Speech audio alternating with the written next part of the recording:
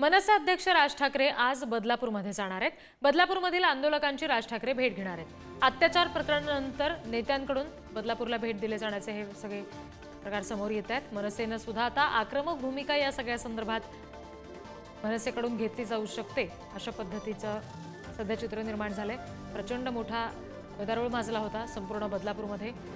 Railway ट्रॅकवर लोक उतरले होते आणि या सगळ्या आंदोलनकर्त्यांची भेट राज ठाकरे घेणार आहेत। प्रतिनिधी धनंजय देवींकडून अपडेट्स घेणार आहोत। धनंजय, कशा पद्धतीचा संपूर्ण दौरा असेल? राज ठाकरे जी पीडित मुलगी आहे तिच्या कुटुंबियांची सुद्धा या दरम्यान भेट घेण्याची काही शक्यता आहे का?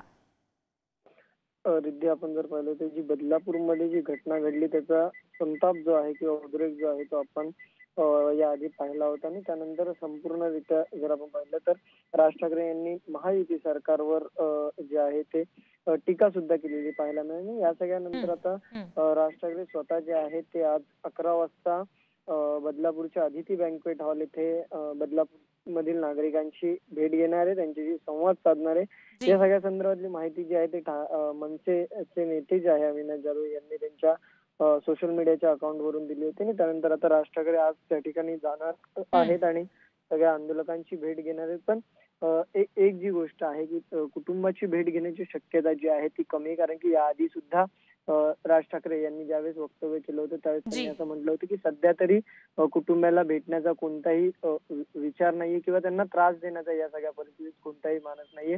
जेवढी माहिती गोपनीय ठेवता येईल तेवढी ठेवावी असं त्यावेळेस देखील त्यांनी सांगितलं होतं। त्यावेळी ते त्यांची घरी जाऊन निवासस्थानी भेट घेतील का नाही याबद्दल अजून काही स्पष्टता नाही।